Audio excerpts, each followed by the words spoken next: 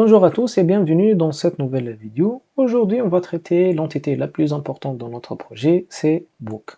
J'ai déjà créé le CRUD controller avec la ligne de commande et j'ai ajouté quelques modifications comme on a fait avec les autres entités. Et maintenant, on va ajouter les fields dont on a besoin.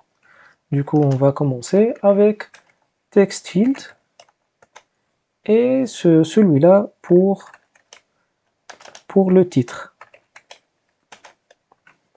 Donc notre titre, donc title. Et après, on va ajouter une option set label et on va mettre titre.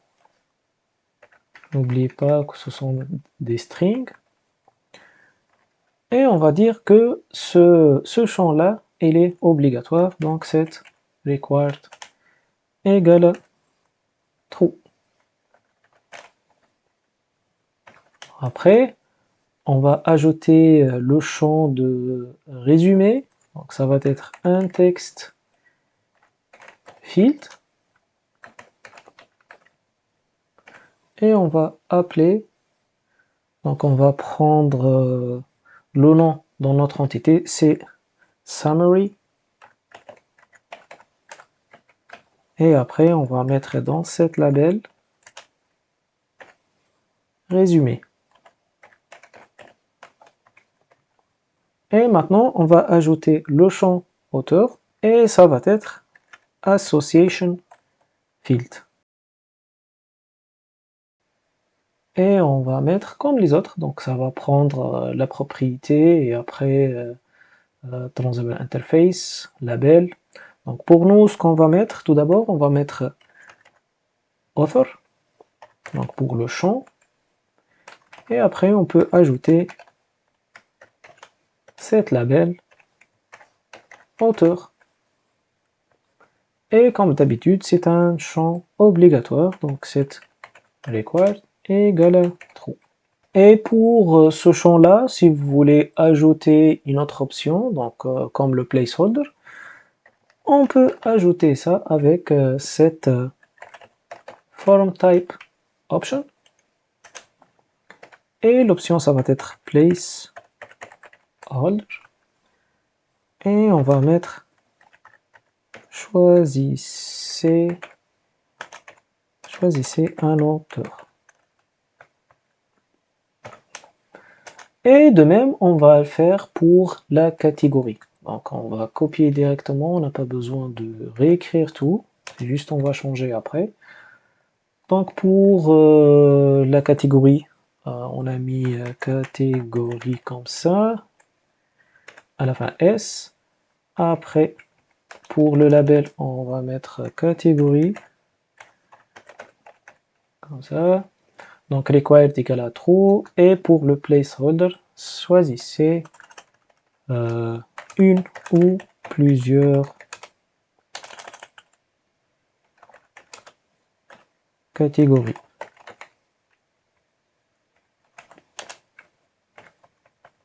Et on va ajouter S entre parenthèses à la fin. Et pour le slug, on a un slug field proposé par EasyAdmin. Donc le champ il s'appelle bookslug. Et ça, on va mettre la combinaison, donc comment on va construire ce slug. Donc on va mettre avec set target field name, donc il peut prendre en paramètre soit un string, soit un tableau. Dans notre cas, on va combiner le titre et l'auteur. Donc on a besoin d'un tableau. Donc title et aussi author. Et pour le label, on va mettre cette label slug, comme ça. Avant de continuer, on va voir ce que ça donne sur notre interface. Donc, ajouter un livre. Ici, on a un petit problème. Donc, l'entité could not be convert to string, cette entité. Donc, la solution pour corriger ça, on va retourner dans notre entité auteur et on va ajouter une méthode magique toString. Je vais l'ajouter ici en bas. Donc public function underscore double underscore et toString.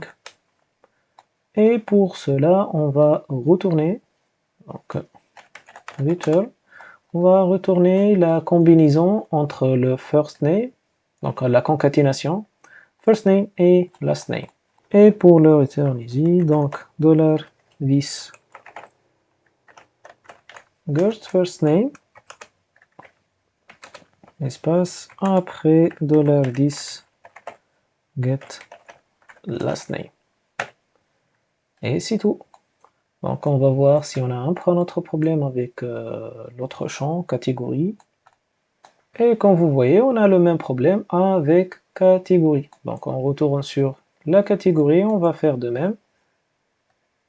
Ici, donc on va créer notre méthode machine, toString.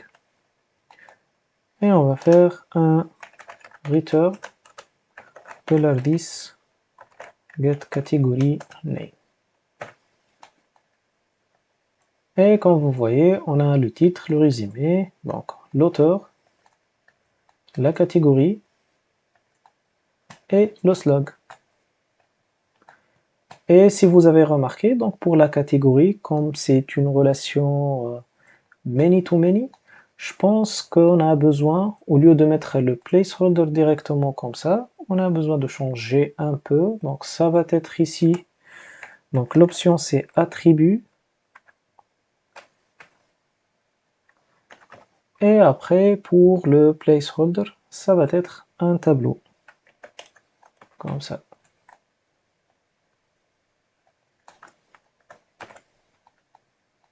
Et maintenant, je retourne ici pour vérifier si tout est bon.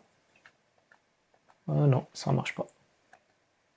Et du coup, ça marche pas. Je retourne, je vois, oui, ici le tableau. Donc, c'est un tableau associatif. Donc, pour dire le placeholder, c'est choisissez une ou plusieurs catégories.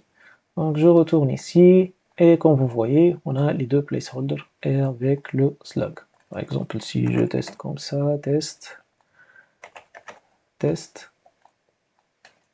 Victor Hugo et comme ça.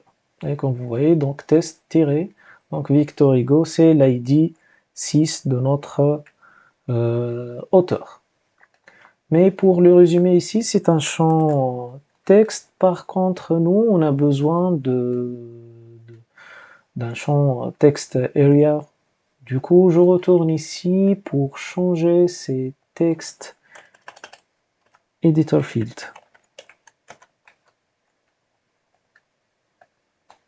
Maintenant, on va continuer avec les autres champs. Le premier champ va être le fichier PDF de notre livre. Donc, on a un champ proposé par EasyAdmin, c'est FileField. Le nom de notre champ, donc dans l'entité, c'est Book File Name. Et ici, on peut mettre directement, au lieu d'avoir cette label, on peut mettre le label à l'intérieur. Donc, juste virgule, espace, après, on va mettre fichier du livre, et on va mettre entre parenthèses PDF. Donc, la première option à mettre, c'est où est-ce qu'on va faire l'upload de notre fichier. Donc, avec cette upload dir. Après, on a besoin de la base, donc cette base path. Aussi, une autre option, donc comment on va nommer notre fichier. Donc, set uploaded path file name pattern. La quatrième option, ça va être s'il est obligatoire ou non. Donc, déjà, il est vrai. Le plus important, c'est ce fichier PDF. Donc, set require. Après, ce qu'on va faire, on va ajouter quelques options, donc comme cette max size, pour ne pas dépasser certaines tailles. C'est pas 7, c'est max size. Et l'autre, on va juste, pour ne pas avoir des problèmes, on a besoin seulement des fichiers PDF. Et pour obliger le formulaire de prendre en compte seulement les fichiers PDF, on va ajouter le meme-type. Du coup, pour le chemin de l'upload, je vous propose d'ajouter ce bout de code, juste pour avoir une arborescence en se basant sur l'année et le mois de l'upload. Après, ce qu'on va faire, donc on va l'ajouter dans le chemin dont on a besoin, comme ça. Donc on va le mettre dans Upload, dans Public, Upload Book, File, le chemin, et après on va voir le fichier. J'ai ajouté File ici pour faire la différence entre où est-ce qu'on va stocker les fichiers et où est-ce qu'on va stocker les images. Donc pour le base path, donc on va avoir le même, mais on va juste supprimer public.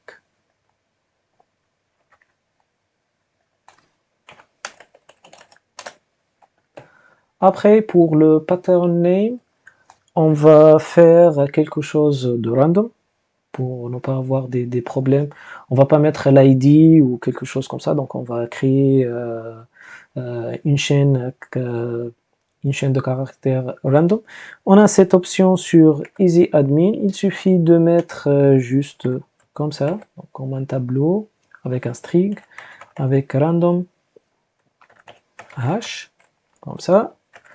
Après, concaténer avec l'extension. Après, pour le require, on a dit que ça va être true. Le max size, on va mettre maintenant 7 mégas, car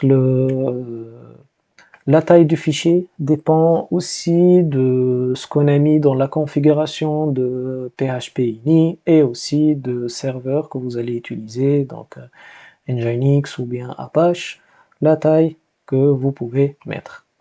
Et pour le meme-type, il suffit de mettre .pdf. On va voir le résultat sur notre formulaire. Et comme vous voyez, on a ici le fichier PDF. Et lorsque je vérifie ici, comme vous voyez, il pointe sur le dossier, il affiche seulement les fichiers PDF, car ce dossier-là, il contient des fichiers PDF et des images aussi. Maintenant, pour les images, donc ça va être presque le même, mais au lieu d'avoir file field, ça va être image field. Donc image field. Et pour les options, ils vont être presque le même aussi. Donc je vais copier directement. Et comme vous voyez, on a le new ici, le set upload dir, set base path, set upload file name pattern, le require, le max size et le même type. Donc ici, j'ai ajouté juste un petit message pour les utilisateurs. Et le même type, on a image, JPG, PNG et WebP. On va voir le résultat. Et comme vous voyez, couverture. Donc ici, il pointe. On a le dossier qui contient les PDF. Et comme vous voyez, c'est le même dossier, mais maintenant, il affiche seulement les images. Et enfin, n'oubliez pas d'ajouter le dernier champ dans notre formulaire, c'est le champ isArchive ou non. Donc ça va être un champ booléen.